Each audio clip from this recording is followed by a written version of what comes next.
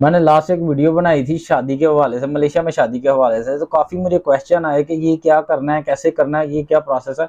तो मैं पहले बता दूं, जो मैंने तरीकाकार ये एक्सप्लेनेशन बताई है, इससे हट के मजीद एक्सप्लेनेशन है, इससे हट के मजीद चीज़ें मैं आपको बताना चाहता हूँ कि कुछ ऐसी गलतियाँ जो दूसरे कर रहे हैं आप ना कीजिएगा। कुछ ऐसे प्रोसेस है अगर आप कर लोगे तो आपके लिए शॉर्टकट साबित हो जाएंगे। कुछ ऐसी चीज़ें हैं अगर आप कर लोगे तो आपका जो प्रोसेस है 3 माह में कम्प्लीट होना है वो आपका 1 हफ्ते के अंदर कम्प्लीट हो जाएगा। तो ये काफ़ी चीज़ें मैं बताना चाहता हूँ इसके मामले में, मगर ये काफ़ी टाइम तलब मामला है। तो मेरी जो लास्ट टाइम वीडियो बनी थी वो 12 मिनट की थी। अब मैं चाह रहा हूँ कि कुछ सवालों के जवाब दे दूँ, जो कि कल से काफ़ी सारे सवाल आए हुए हैं शादी के हवाले से। तो पहले एक भाई ने काफ़ी बार बार ये सवाल बार बार रिपीट किया कि क्या मलेशियन लड़की, अगर आप किसी मलेशियन लड़की के साथ कनेक्शन बना लेते हो तो क्या वो आपका ब्लैक लिस्ट ख़त्म करा सकती है या वो आपको लीगल करा सकती है अगर आप इनलीगल हो। तो उसका जवाब ये है कि भाई वो आपको ब्लैक लिस्ट ख़त्म नहीं करा सकती। अगर आप थाईलैंड से वापस इधर आए हो, आप ऑलरेडी ब्लैक लिस्ट से आप थाईलैंड से इधर आ गए हो, लड़की के लिए इधर आ गए हो, आप वापस ही जाओगे जैसे आए हो, आपको लीगल नहीं करा सकती, ना लीगल करा सकती है ना ही वो ब्लैक लिस्ट खत्म करा सकती है। जिन लोगों के विजिट वीजे थे इलीगल हो गए हैं या जिन लोगों के वीजे एक्सपायर हो गए हैं, इलीगल हो गए हैं, वो कोई भी लड़की मलेशिया ना आपको लीगल नहीं करा सकती। हाँ, उसकी अपनी कंपनी है तो आपको वीज़ा दे सकती है क्योंकि आप इलीगल थे, ब्लैक लिस्ट नहीं। अगर आप ब्लैक लिस्ट नहीं थे, माजिका नलारी नहीं थे, आप थाईलैंड से नहीं आए, आपका इस तरह का कोई कंपनी का केस नहीं है आपके ऊपर, तो आप इस तरह कर सकते हो कि आप उसकी अगर कंपनी है तो उसमें रजिस्टर्ड हो सकते हैं, जैसे दूसरे एक वीज़ा लेते हैं इस तरह वीज़ा ले सकते हो उससे। मगर कोई भी मलेशियन लड़की उठ के आपको लीगल नहीं करा सकती कि जी ये मेरा को तल्लुक है इसके साथ, ये मेरा होने वाला खामद है, ये मेरा खामद हो चुका हुआ है, आपने विदाउट रजिस्ट्रेशन निकाह करा लिया हुआ है, तो फिर भी वो नहीं कर सकते आपको लीगल। ये चीज़ क्लियर होगी। उसके बाद ये क्वेश्चन है कि अगर जो लोग ऑलरेडी इनलीगल है मलेशिया के अंदर है, जिनके वीज़े विजिट पे ऐसे एक्सपायर हो गए हुए हैं या जिनके वीज़े वर्क वीज़े से एक्सपायर हो गए हैं, अब वो शादी करना चाहते हैं तो क्या प्रोसेस है। उसकी दो चीज़ें हैं, दो तरीके हैं। पहला तरीका ये है कि आप स्पेशल पास लेके अपने कंट्री जाओ, ओल्ड पास मत लेके जाइएगा। ओल्ड पास के अंदर आपको ब्लैक लिस्ट करके भेजेंगे, दोबारा आप एंटर नहीं हो सकते जब तक वो ब्लैक लिस्ट खत्म नहीं हो जाता। आप स्पेशल पास लेके रहिएगा। उसमें ये होता है कि आप बैंक निगारा ऑफ मलेशिया को पैसे पे करते हो, आप अपना फाइन पे करते हो कि यार इतनी देर मैं इनलीगल रहा हूँ आपकी कंट्री में, ये मुझसे पैसे ले लें, जो फाइन बनता है आप मेरी ब्लैक लिस्ट ना कीजिएगा। वो आपको जाने की परमिशन भी देते हैं और आपको ब्लैक लिस्ट भी नहीं करते। स्पेशल पास में ये बेनिफिट होता है। आप अपने कंट्री जाएं, वहां से विजिट वीजा लेके दोबारा मलेशिया के अंदर शादी कर लें। एक तरीका ये हो गया। दूसरा तरीका ये है कि आप यहीं पे अपने आप को लीगलाइज करा लें। रिकैलिब्रेशन जो है, रिकैलिब्रेसी जो है, RTK2 है जो, उसके अंदर अपने आप को लीगल कर लो। तो रीहायरिंग के अंदर जैसे ही आप लीगल होते हो, किसी भी कंपनी का वीज़ा लगाने के बाद आप थाईलैंड का वीज़ा ले लो। थाईलैंड का विजिट वीज़ा आसानी से मिल जाता है 160 रिंगट में आसानी से। तरीकाकार मैंने बताया हुआ है कि इतना फॉर्म फिल करना है। अगर किसी को फॉर्म फिल करना नहीं आता तो मेरे पास एक टीम है, वो फिल कर देती है, मगर उसकी अपनी फीस है, चार्जेस हैं, वो आपको हेल्प कर देंगे। तो फॉर्म फिल करना है आपने, तरीका का सारा मैंने बताया हुआ। अपॉइंटमेंट किस तरह लेनी है वो भी बताया हुआ है। तो आपने सिर्फ वीज़ा लेना है इसका थाईलैंड का, उसके बाद आपने थाईलैंड चल जाना है। थाईलैंड से जाके अपनी वाइफ को, जो होने वाली वाइफ को साथ ले जाइएगा थाईलैंड। वहाँ पे आपने निकाह कर लेना है। जैसे निकाह हो जाता है, वहाँ का प्रोसेस मैंने लास्ट वीडियो में बताया था। तो आप निकाह करके दोबारा मलेशिया आ सकते हो। और आपका जो, जब दोबारा मलेशिया आ रहोगे तो आपका जो पहला वीज़ा है, जो वर्क वीज़ा आपने लिया हुआ था, वो 6 माह में ख़त्म हो जाएगा, क्योंकि 6 माह के अंदर आपने एग्जिट करना है, मलेशिया को छोड़ना है। तो फिर आपकी जो वाइफ है इधर, जो ऑलरेडी रह रही है मलेशियन, वो आपके लिए वीज़ा अप्लाई करेगी इमिग्रेशन से। वो वीज़ा होगा आपकी उस बेस के ऊपर के आपकी वाइफ इधर है, तो शादी की बेस के ऊपर। तो फिर आपकी टेंशन को नहीं है, ठंड ही ठंड है, माहौल ही माहौल है। उसके बाद आपको पासपोर्ट मिल जाएगा, एंजॉयमेंट है। तो एक तो तरीका ये भी हो गया। तो दूसरा तरीका मैंने बता दिया कि पहला स्पेशल पास वाला, विजिट वीज़ा पे दोबारा हो। अगर आपके पास इतना बजट नहीं है, आप नहीं कर सकते, यहाँ आप समझते हो कि इधर ही बैठ के काम करना है, तो शादियाँ बड़े लोगों ने इधर की हुई हैं मलेशिया के अंदर। बड़े सारे लोगों ने मलेशिया के अंदर शादी की है, मगर वो शादियां रजिस्टर्ड ना होती हैं, ना होंगी, ना हो हैं। उसकी वजह ये है कि मलेशिया के अंदर शादी आप कर सकते हो वर्क वीज़ा में, या नई वीज़ा है आपके पास उसके ऊपर, तो वो शादियां रजिस्टर्ड नहीं होती, उनका बेनिफिट कोई नहीं है, किसी किस्म के कंपनी के गवर्नमेंट के खाते में नहीं आती है। हाँ, अगर आपके पास विजिट वीज़ा है, आपके पास प्रोफेशनल वीज़ा है, आपके पास उसके अलावा स्टूडेंट वीज़ा है, तो आप इधर बैठे ही शादी कर सकते हो। वो रजिस्टर्ड भी होगी, उसका बेनिफिट भी होगा, आपका पासपोर्ट भी बदला जाएगा।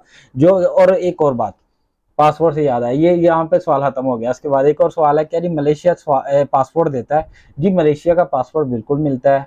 मलेशिया का पासपोर्ट के ऊपर आप दुनिया में जहां मर्जी जाएं, आप पाकिस्तानियों की तरह वो रोकते नहीं है। तकरीबन 110 मुल्कों में तो सलाम ही ठोकते हैं, इनको आ जाए जी, कोई मसला नहीं होता। तो पाकिस्तानियों की तरह नहीं है, कहते कि हमारे जो अगर ये इंडियंस की तरह या बांग्लादेश के तरह हमें अगर 50 या 30 मुल्कों को फ्री है वीज़ा जाने का, तो उनमें भी कोई 10-15 के अंदर ही आप जा सकते हो, बाकियों के अंदर मसले बनते हैं। तो या ये है कि इनके पासपोर्ट की पावर है। तो ये भी कंप्लीट हो गया। और उसके बाद तो पिछली वीडियो में मैंने ये बताया था कि जो शादीशुदा लोग हैं और जो बगैर शादीशुदा लोग हैं, वो यहाँ पे मलेशिया में अगर शादी करना चाहते हैं, मलेशिया में अगर आपने शादी करनी है तो इस डॉक्यूमेंट की जरूरत पड़ेगी। अगर आपने थाईलैंड में जाके शादी करनी है, इस डॉक्यूमेंट की जरूरत कोई नहीं पड़ेगी। मलेशिया में अगर शादी करनी है तो आपको एक एनओसी चाहिए। अगर आप शादीशुदा हो तो आपको अपनी वाइफ की तरफ से एनओसी चाहिए, वो रजिस्टर्ड होगा। वहां पे आपकी जो यूनियन कौंसिल है वहां से रजिस्टर्ड होगा। अगर वहां से नहीं करवाना तो आप जाके अदालत में उसको अटेस्ट करवा लें, उसके बाद फॉरेन अफेयर से अटेस्ट करा लें। उसके बाद आप यहाँ पे मलेशिया आ जाए, मलेशिया आके मलेशिया की एम्बेसी से अटेस्ट कराएं। वो साथ आपको एक पेपर भी देंगे कि ये बंदे ने ये अटेस्टेशन की, वहाँ की फीस भी 110 रिंगट वो अदा करेंगे। तब 110 रिंगट थी, आज से तकरीबन 2 साल पहले, अब का पता नहीं है। तो 110 रिंगट फीस थी, वो फीस अदा करेंगे। वो आपको एक पेपर दे देंगे कि जी हाँ ये बंदा हमारा शहरी है, इसकी ये वाइफ है, ये ऑलरेडी, तो इसको परमिशन दे, ये टेस्ट हो चुका हुआ है कि ये परमिशन वेरीफाई हो गया कि इसको परमिशन है, ये दूसरी शादी कर सकता है मलेशिया के अंदर। ये तरीकाकार है। अगर वो फिर अगामा इस्लाम में वो अटेस्टेशन जो फॉर्म है आपका जमा हो जाएगा, इमिग्रेशन के अंदर भी वही जो जमा होगा।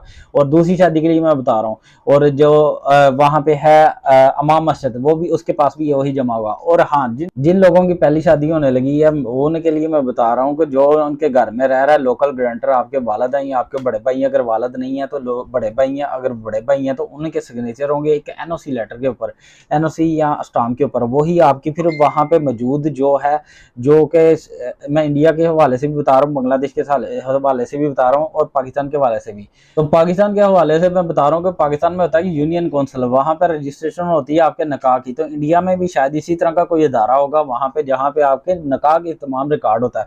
वहां से आपने अटेस्ट करवाना है, यानी कि पहले आपने अपने वालिद से सिग्नेचर करा लिए, उसके बाद वहां से स्टैंप करवा ली, वहां से सिग्नेचर करा लिए, उसके बाद फॉरेन अफेयर के ऑफिस में जाना है। आपके कंट्री के अंदर होगा फॉरेन अफेयर, बांग्लादेश का भी सेम है भाई।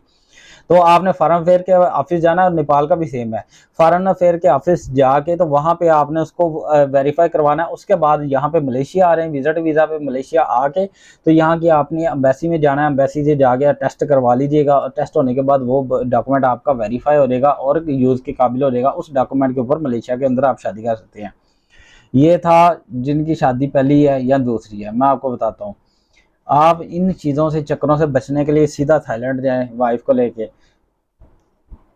किसी भी चीज़ की ज़रूरत नहीं है, सिर्फ आपने अपना पासपोर्ट रखना है। कोई पहली वाइफ की ज़रूरत नहीं है परमिशन की, कोई दूसरी वाइफ की ज़रूरत नहीं है परमिशन की, और किसी वालिद की परमिशन की ज़रूरत नहीं है, कोई एनओसी की ज़रूरत नहीं है। वहाँ पे सीधा शादी हो जाती है।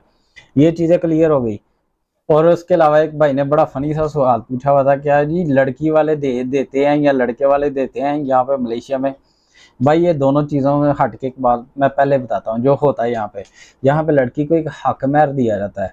जिस तरह आप पाकिस्तान में, इंडिया में, कोई भी मुस्लिम कंट्रीज में जब शादी होती है, मुस्लिम फैमिली एक हक महर देती है। यहाँ पे वो जो हक महर होता है वो बहुत बड़ी अमाउंट लेने की कोशिश करती है। जो लड़की ज़्यादा प्यारी होती है, जो लड़की ज़्यादा अच्छी पोस्ट के ऊपर जॉब कर रही होती है, उसकी कोशिश होती है मैं 30,000, 50,000, 20,000 या 10,000 हक महर लूँ। यहाँ पे एक फ्रॉड ये होता है कि हक महर की अमाउंट शादी से पहले ले ली जाती है। लड़की शादी से पहले ले लेती है हक महर की अमाउंट। उसका नुकसान ये होता है कि वो पैसे लेके भाग जाती है। आपने एक आना नहीं देना, आपने कहना कि मेरी शादी पहले होगी, शादी के बाद मैं ये पैसे दूंगा। ये बात का ख्याल रखिएगा कि यहाँ पे ये बड़ा ड्रामा होता है कि मलेशियंस के साथ कि वो आपसे बिला फैसला आके किसी तरीके, मेरे अब्बू कह रहे हैं, मेरी अम्मी ये कह रही हैं, मेरे फलाने ये कह रहे हैं, तो ये करना है। एक हक महर का अमाउंट वाला ड्रामा होता है। दूसरा ड्रामा ये होता है कि लड़की कहती है जी मुझे नाफका चाहिए, यानी कि मुझे कह लें कि खर्चा चाहिए शादी के बाद। वो कहते बहुत बड़ी अमाउंट रखवा देती, कहती मेरी अम्मी कह रही है 1,000 रिंगट तूने हर मंथ देना है। बंदा पूछे 1,000 रिंगट, 1,500 रिंगट बेसिक सैलरी है मलेशिया की, तो 1,500 रिंगट में तो 500 रिंगट फॉर एग्जाम्पल आप किराया दे देते हो मकान का, तो 500 रिंगट आप खा लेते हो, 1,000 रिंगट उसे आप क्या दोगे? आपने अपने घर भी कुछ भेजना है कि नहीं? अपनी को पर्सनल से कोई कपड़े शपड़े लेने हैं, कोई पर्सनल लाइफ भी है कि नहीं? तो ये चीज़ों का भी ख्याल रखिएगा। नॉर्मल इनके घरों में इनका जो मिल रहा होता है वो 300 रिंगट 400 रिंगट इतना ही इनके वो जो हस्बैंड दे रहे होते हैं, मगर वो जब देखते हैं ना पाकिस्तानी है या फॉरनर है या इंडियंस है या बांग्लादेश का, वो समझते हैं कि इनके पास पैसे ज़्यादा हैं, हालांकि हमारे पास भी पैसे नहीं होते, हम भी इन्हीं की तरह के गुजारा करते हैं, हम भी इन्हीं तरह के बचते करते हैं। मगर ये 2-3 चीज़ों के स्कैम होते हैं बहुत ज़्यादा, आपने इन स्कैम से बचना है। मैं आपको बता रहा हूँ इन स्कैमों का ख्याल रखिएगा। बिल्कुल वो जो आपने देना है उसको खर्चा पानी है उसको ही पहले बात कर लीजिएगा, बाद में ये कोई लड़ाई शड़ाई ना बन जाए। दूसरी बात ये है जो हक मेहर है वो नहीं देना शादी से पहले, जब शादी हो जाएगी उसके बाद देना, और पहले तय कर लीजिएगा आपने कितना देना है। यहाँ पे ये भी बड़ा रोला होता है कि जी आपने तो वो पैसे नहीं दिए इतने और इतने और इतने। और ये एक और ख्याल रखिएगा कि ये जो हक मेहर है ये आप कम से कम 2050 रिंगट 100 रिंगट या 1000 रिंगट, ये डिपेंड करता है भाई आपके ऊपर, जितने आपके पास पैसे हैं कर लीजिएगा। कई लोग तो 50 रिंगट पे करते हैं, कई 10 रिंगट पे करते हैं, कई 1000 रिंगट पे करते हैं, किसी के पास ज्यादा पैसे हैं 30,000 रिंगट पे भी करते हैं। मगर पाकिस्तानी नहीं करते, ना इंडियंस करते, ना कोई फॉरनर करता है, ये मलेशियंस करते हैं। जो बड़े बड़े अमीर होते हैं वो 30,000 रिंगट भी दे देते हैं, मगर वो उन लोगों की बड़ी बातें हैं। आपके पास ज़्यादातर जो आज चीज़ें मिलती हैं वो स्पेयर पार्ट्स ही होते हैं, और उसके अलावा ये है कि सेकेंड हैंड गाड़ी ही होती है। तो बेहतर ये है कि आप चादर दे के पाँव फैलाएँ। तो बाकी ये है कि यार आसान है ये प्रोसेस शादी करने का, ऐसे हवा बनाई है, नेशनलिटी ज़रूरी सारा कुछ मिल जाता है मलेशिया में। सिर्फ ये है कि बंदे के पास गेटस होने चाहिए, ज़रूरी नहीं है आपके पास बात करने का तरीका होना चाहिए कि कैसे मैंने बात करनी है, बात करने का, अगले को मुतमिन करने का, अगले का दिल जीतने का, अगले के काम आने का, अगले से काम लेने का, ये चीज़ आपके पास ये चीज़ें होनी चाहिए, स्किल्स होनी चाहिए। तो शादीशुदी हो जाती है, कुछ भी नहीं होता, शादीशुदी का कोई हवा नहीं है। और उसके अलावा ये है कि पासपोर्ट भी मिल जाता है, यहाँ का पासपोर्ट ही पहले मिलता है बाद में आती है। हाँ एक और सवाल है जी इस हवाले से, रेड आईसी क्या होता है? रेड आईसी भाई ये होता है कि रेड आईसी जब शादी कर लेते हो उसके बाद आपके पासपोर्ट के ऊपर जो वीजे चीजें लगती हैं उसके बाद ये है कि आपको रेड आईसी मिल जाता है। रेड आईसी समझ लें कि ये जिस तरह पाकिस्तान के अंदर रहने के लिए किसी को परमानेंटली रेजिडेंसी कार्ड दे दिया जाए, या इंडिया में रहने के लिए, या बांग्लादेश में रहने के लिए, या इस मुल्क में रहने के लिए, इस मुल्क में रहने के लिए जो परमानेंटली रेजिडेंसी कार्ड दिया जाता है उसको रेड आईसी कहते हैं। ब्लू आईसी वो उन लोगों के पास होता है जो यहाँ पे ही पैदा हुए हैं, वो उनके पास होता है ब्लू आईसी। और रेड आईसी हम जैसे फॉरनर या आप जैसे फॉरनर जब शादी यहाँ पे कर लेते हैं, मैं अपनी बात नहीं कर रहा, हम जैसे फॉरनर जब यहाँ पे शादी कर लेते हैं तो उसके बाद आपको एक आईसी मिलता है, मैं आपको शायद पढ़ा हो इधर मैं दिखा दूँ, तो रेड आईसी फिर दिखाऊंगा। तो रेड आईसी एक मिल जाता है, उसका बेनिफिट ये होता है कि आप यहाँ पे लीगल हो, आप यहाँ पे कोई टेंशन नहीं है, सुबह शाम जिधर मर्जी जाओ, कोई इमिग्रेशन की पकड़ तक नहीं है। आप समझ ले आप आधे मलेशियन बन चुके हैं, आप में सिर्फ डीएनए मलेशियन नहीं है, बाकी आप सारे मलेशियन हैं। आपके पास एहतियारात बहुत सारे एहतियारात मलेशियन वाले ही हैं, लगा लें कि आपके पास 70-80% एहतियारात मलेशियन वाले हैं। तो बाकी ये है कि कुछ चीज़ें हैं वो सिर्फ ब्लू आईसी वालों के ही लिए हैं, रेड आईसी वालों के लिए चीज़ें नहीं है। KWSP प्रोग्राम है और 2-3 चीज़ें और है, मगर ये लंबी चीज़ें हैं, ये शायद इसकी ज़रूरत भी नहीं है आपको समझने के लिए। तो ये चीज़ें बताना चाह रहा था। तो वीडियो अच्छी लगी हो, इन्फॉर्मेशन मिली हो तो मेरी वीडियो को लाइक कीजिएगा और मेरे चैनल को सब्सक्राइब भी कीजिएगा और दूसरों के साथ शेयर कीजिएगा ताकि इन्फॉर्मेशन दूसरों तक ज़्यादा से ज़्यादा पहुंच सके। अपना बहुत सारा ख्याल रखिएगा। वीडियो एक और लेके आऊँगा, इसके ऊपर मज़ीद आपको चीज़ें बताऊँगा। मज़ीद ये बड़े लंबे टॉपिक हैं, ये बंदे लंबे प्रोसेस हैं, मगर सारी चीज़ें आपको बताऊँगा, टेंशन मत लीजिएगा, यहीं पर बंदे रहिएगा हमारे साथ। अपना बहुत सारा ख्याल रखिएगा। अस्सलाम वालेकुम।